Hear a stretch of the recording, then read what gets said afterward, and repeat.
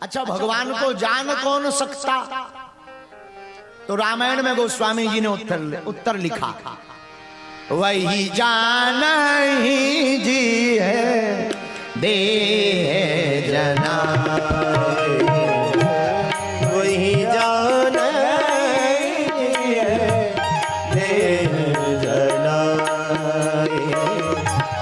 जानत तुम ही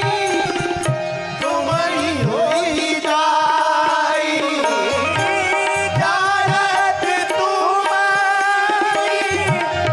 ही होई जाई, वही जान ही देह जना। वही जान ही देह जना। तो परमात्मा को कौन जान सकता? बोले जिसे भगवान जना दे वही जान सकता, सबकी बस की बात नहीं है। तो भगवान जनाएंगे किसको? बोले भैया, जिन पर महात्माओं की कृपा होगी उसी पर तो परमात्मा की कृपा होगी। अब महात्मा की कृपा नहीं होगी तो परमात्मा की क्या खाक होगी? जैसे यहाँ के डीएम साहब बैठे सामने, यहाँ तो कुछ और नाम से सीडीओ कहते हैं। यहाँ नेपाल में, हमारे भारत में डिस्ट्रिक्ट मजिस्ट्रेट कलेक्टर कहते हैं, पर नेपाल में सीडीओ साहब कहते हैं। अच्छा, अब इनसे मिलना है तो क्या उपाय है? इनके चपरासी से सेटिंग करो। इनसे मिलना है तो जो इनके द्वार पर द्वारपाल लगे रहते हैं कट्टा बंदूक लिए हुए मूंछों वाले, उनसे सेटिंग करो भैया। एक थोड़ा सा कुछ काम है, जाना है अंदर। नहीं अभी नहीं, बिजी है साहब, अभी नहीं, बाहर जा। लेकिन अगर चपरासी अपना हो, द्वार पर पहरेदार जो लगा वो प्रेमी हो, भले ही साहब बिजी होंगे पर वो अंदर आकर साहब से कहेगा, साहब आपका एक बहुत प्रिय आदमी है, आपके लिए बहुत लड़ता है, समाज में आपकी बहुत वाहवाही करता है, अगर आप बुरा ना मानो तो 1 मिनट बुला दे। हाँ ठीक है, ले आओ। साहब ने कह दिया ले आओ, और बाहर आकर के काम बन गया, जल्दी जा। बताओ, 2 मिनट में मिलना हो जाता है। और अगर ना चाहे तो साहब फ्री लो हो, भीतर टीवी देख रहे हो एसी चलाकर, फिर भी द्वारपाल अगर कह दिया कि बिजी है तो बिजी है। अब कौन देखने जा रहा कि फ्री है कि बिजी है? ये द्वारपाल का कमाल होता है। द्वारपाल कह देगा फ्री है, लो एंट्री हो गई, काम सेटिंग। द्वारपाल क्या करता? दोनों तरफ व्यवस्था बनाता, साहब को कन्वे करता, इधर आने वाले अर्जी करता को कन्वे करता। मेरे पागलो, इस उदाहरण से हम बताना ये चाहते, ये महात्मा यही करते हैं, भगवान के पास जाकर कहते हैं आपका पगला वाला भक्त है, आप जरा बाहें रख दो, इसके माथ पर अपना हाथ रख दो, आपका दासानुदास है, बड़ी कृपा होगी, बड़ा दीनहीन है, हमारा चाहे भजन सपोर्ट में लगा लो, हमारी गारंटी कार्ड लगा लो, लेकिन इस पर कृपा कर दो। उधर भक्त से कहते हैं भगवान को खूब भजो, जल में जैसे बिलग करने पर जल से मीन तड़पती है, वैसे ही तुम भगवान के लिए तड़पो, भगवान तुम्हें मिल जाएंगे। ये महात्माओं का काम है। तो परमात्मा को पाना है तो महात्माओं के चरण पकड़ने ही पड़ेंगे। बोलो हाँ जी या ना जी? कुछ लोग तो अपनी लुगाइयों के चरण पकड़ लेते हैं और फिर कहते हैं कल्याण नहीं हो रहा। अब लुगाई के चरण पकड़ने से कल्याण थोड़ी होता है, लेकिन हुआ है कई लोगों का। एक बार हम कथा सुना रहे थे तुलसीदास जी की, अब श्री तुलसीदास जी महाराज जी चले गए हैं तो नहीं, नहीं तो बाद में गाली बकने लगे, आफत हो जाएगी। तो हाँ, एक बार हम कथा सुना रहे थे, हमने कहा तुलसीदास जी की देखो कितनी महिमा है, कलिकुल शेखर हैं, पावना अवतार हैं, इनकी कलम ने क्या कमाल किया, हुलसी के तुलसी ने क्या कमाल किया। सोई एक नेपाल का चतरा का रहने वाला चंगीलाल खड़ा हो गया। हम कहे भाई साहब तुम क्यों खड़े हो गए? अरे बोले तुलसीदास जी की महिमा नहीं है, तुलसीदास जी की जो पत्नी थी लुगाई बाई रत्नावली की महिमा है। हम कहा उसकी क्या महिमा है? बोले ना वो उनको ठोकर मारती, ना ताने सुनाती, ना तुलसी जी तुलसीदास बन पाती। हम कहा नहीं बात तो सही है, अब नेपाल का आदमी जीत तो कोई सकता नहीं उनसे।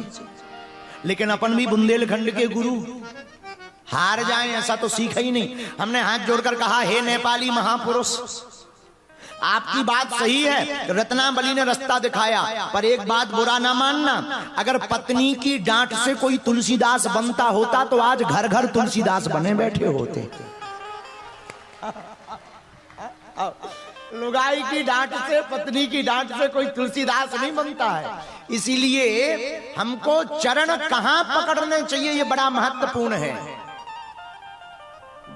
एक जगह श्लोक लिखा था बड़ा प्यारा, अष्टादश पुराणेषु व्यासस्य वचनम द्वयम परोपकाराय पुण्याय पापाय परपीडनम।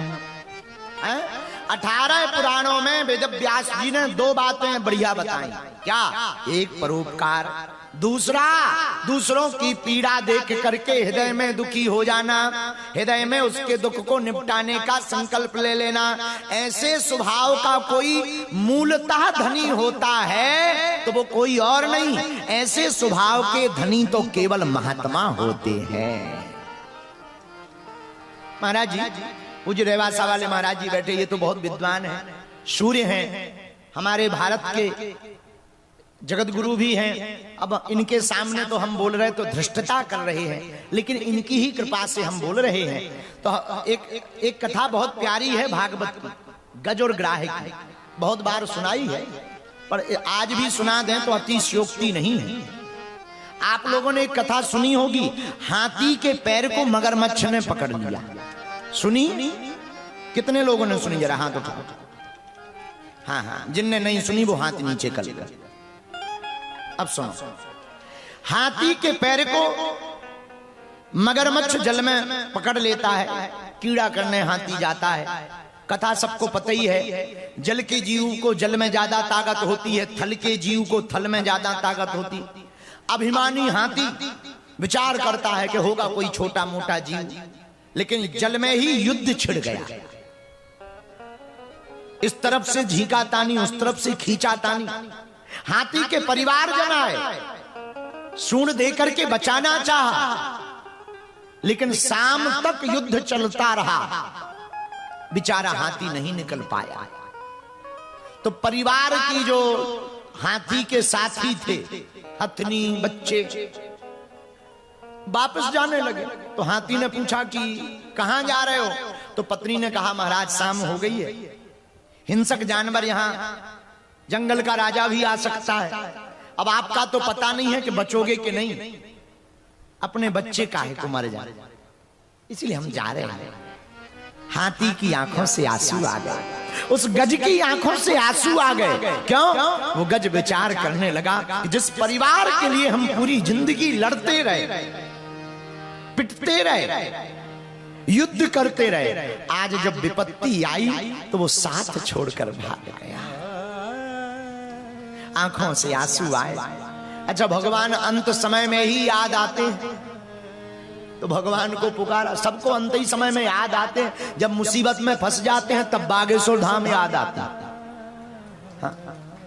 जब तक आनंद है तो कहां के बागेश्वर धाम? अरे सब बनाए फिर रहे, होते ही है, ऐसे ही है सब। और घर में जहां भूत लग जाए, ओ सो गई भैया, बागेश्वर धाम चलो, अब तो वहीं ठीक होंगे। तो भगवान तो विपत्ति में ही याद आते हैं। दुख में सुमिरन सब करें, सुख में करे न कोई, जो सुख में सुमिरन करे, सो दुख काहे को। सब दुख में सुमिरन करते हैं। हाथी भगवान को, गज भगवान को पुकारने लगा। जब डूबने की बारी आई तो गज ने एक पुष्प तोड़ लिया सूंड से, और भगवान की तरफ, ऊपर की तरफ, नभ की तरफ पुष्प अपनी सूंड को करके सोचने लगा कि अब तो बचना मुश्किल है, प्राण जाना तय है, मरते मरते भगवान का नाम लेकर के ही मरे तो ठीक है। लेकिन उसी समय भगवान तो बड़े दयालु हैं, अकारण कृपा कर देते हैं। न जाने कौन से गुण पर दयानिधि रीझ जाते हैं। किस गुण पर भगवान रीझ जाए कोई ठिकाना नहीं है। भगवान गरुड़ पर आरूढ़ होकर के आए, सवार होकर, और देखा भगवान ने ऊपर से ही गज डूबा जा रहा, तो ऊपर से ही चक्र सुदर्शन छोड़ दिया, ग्राह का सिर कट गया।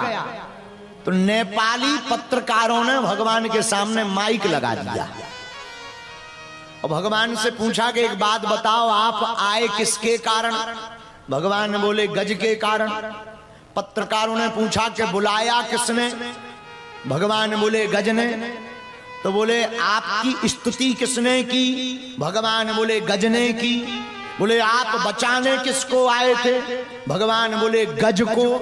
तो पत्रकार भी नेपाल के महान, तो मुस्कुराते हुए पत्रकार बोले फिर आते ही सबसे पहले उद्धार ग्राह का क्यों किया?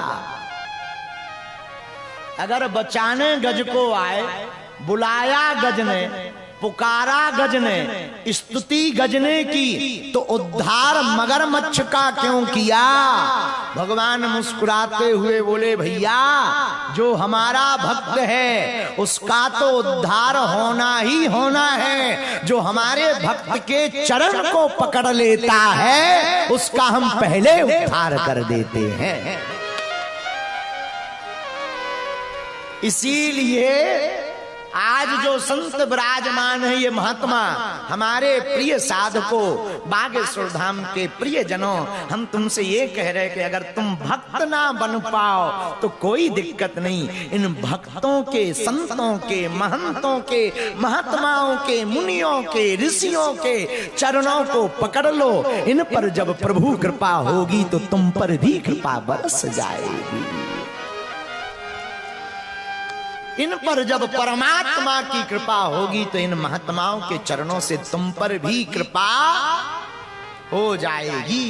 इसलिए संतों के पकड़ो चरण, गुरुदेव के लो आचरण, बस इतने में ही जय जयकार हो जाएगी।